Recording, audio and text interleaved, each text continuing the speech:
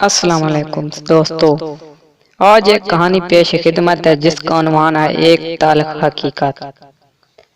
ایک چوہے نے کسی امیر آدمی کی انگوٹھی میں سے ہیرے کو نگل لیا اور ہیرے کے مالک نے چوہے کو مارنے کے لیے ایک شخص سے رابطہ کیا۔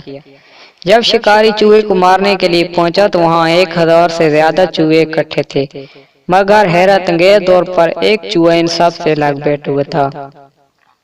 شکاری نے سب سے الگ بیٹھے چوہے کو دیکھا اور اسے مار ڈالا، اور مالکان حیران تھے کہ یہ وہی چوہا تھا جس نے ہیرا نکال لیا تھا۔